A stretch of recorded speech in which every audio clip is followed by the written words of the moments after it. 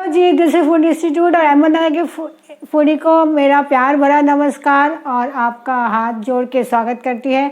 Wish you very happy motivated Monday and आप से उम्मीद है कि आप सभी लोग अपने आप को मोटिवेट कर ही रहे होंगे। और बहुत अच्छा लगा कि लास्ट टाइम बहुत लोगों ने याद किया कि मोटिवेशनल स्टोरी नहीं थी। कोई बात नहीं, कभी कभी छुट्टी भी अच्छी होती है ना, कभी कभार। तो चलिए, आज आपके प्यार की वजह से आपकी फ्रेंड एसके स्टाइल आपके सामने हाजिर हुई है एक नई मोटिवेशनल स्टोरी के साथ। और उम्मीद है कि आज की कहानी से आप बहुत कुछ सीखेंगे। और आज की कहानी उनके लिए है जो बहुत ही ज़्यादा नास्तिक है। नास्तिक बोले तो जो ईश्वर को नहीं मानता, जो खुद को ईश्वर मानता है, उसके लिए है। तो बहुत ध्यान से सुनिएगा। उसके पहले एक छोटी सी प्यारी सी लाइन कि जिसकी उत्पत्ति निश्चित है, मतलब जिसका उत्पन्न होना निश्चित है, उसके लिए रास्ता नियति बनाती है, बोले तो किस्मत परमात्मा बनाते हैं। तो चलिए, आज की कहानी स्टार्ट करने के लिए लेके चलती हूँ एक बहुत ही प्यारे से जंगल में।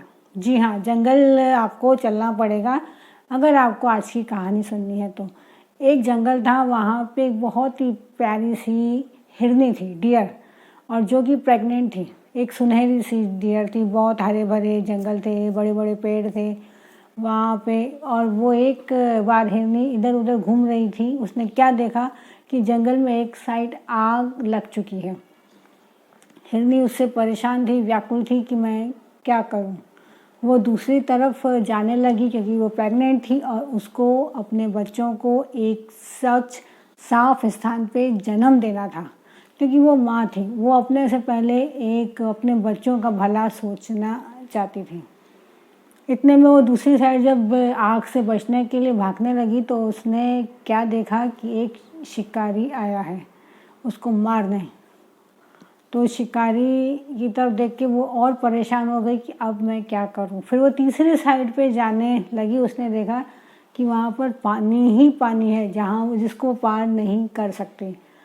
उसके बाद फिर बड़ी मुश्किल से वो एक जगह वो खड़ी रही। बहुत देर तक वो सोचती रही और उसने चौथी साइड भागा तो वो क्या देखते कि चौथी साइड शेर था जो उस पर अटैक करने के लिए तैयार खड़ा था।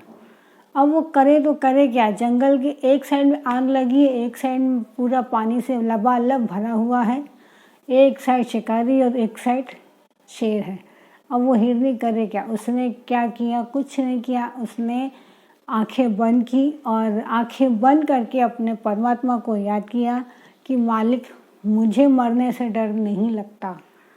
आपकी मर्जी, आपको मेरे प्राण लेने हैं तो आप ले लीजिए, लेकिन आप मुझे इतनी मोहलत दें कि मैं अपने बच्चों को जन्म दे सकूं। उसके बाद चाहे आप मेरे प्राण ले लें, मैं अपने बच्चों को जन्म देना चाहती हूं और इस दुनिया में उनको लाना चाहती हूं।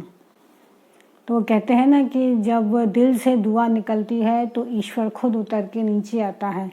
उसने इतने दिल से दुआ की, इतने दिल से दुआ की कि उसकी दुआ कबूल हुई, ईश्वर के पास कबूल हुई। वो जो आग की चिंगारी भड़क रही थी वो इतनी भड़की कि उसकी चिंगारी शिकारी की आँखों में जाके लगी। आँखों में चिंगारी लगने से उसकी आँखें जलने लगी और उसके हाथ में जो बंदूक थी, वो बंदूक से गोली तो निकली लेकिन वो हिरनी को ना लग के शेर को लग गई, जिससे वो शिकारी भी वहाँ मर गया और शेर भी मर गया। तो अब हिरनी के पास दो रास्ते थे, जहाँ शिकारी खड़ा था और जहाँ शेर खड़ा था। वो किसी भी रास्ते से निकल के जा सकते थे। तो हिरनी ने अपने सुरक्षित स्थान पे गई और अपने बच्चों को जन्म दिया और अपने मालिक, अपने खुदा को थैंक यू बोला कि अगर आप नहीं होते तो आज ये संभव नहीं होता। तो ये जो कहानी है ये बहुत छोटी सी है, बहुत ही छोटी सी कहानी है कि वो तो हिरनी तो एक जानवर थी, लेकिन उसने अपना विश्वास नहीं खोया उस परमात्मा से। और उसने मुसीबत में अब परमात्मा को याद किया और परमात्मा ने भी उसका विश्वास को तोड़ा नहीं। उसको उसके विश्वास पे वो खरा उतरा और उसने उसकी इच्छाओं को पूरा किया और उसको सुरक्षित स्थान पर पहुंचा दिया। उसकी हर समस्या का उसने समाधान किया। तो ये कहानी हमको यही सिखाती है कि जो भी इंसान, अगर आप कभी अपनी ज़िंदगी में, अपनी लाइफ में अगर ज़िंदगी के ऐसे मोड़ पर हैं कि आपको चारों तरफ परेशानी दिख रही है, उस समय ये हिरनी को ज़रूर याद करना कि उसने क्या किया। जब आप कभी परेशानी में घिरे, परेशानी आपको चारों तरफ से घेरे, तो उस समय सबसे पहले आप याद करना आपको बनाने वाले को, आपको किसने बनाया है, उस मालिक को आप याद करना।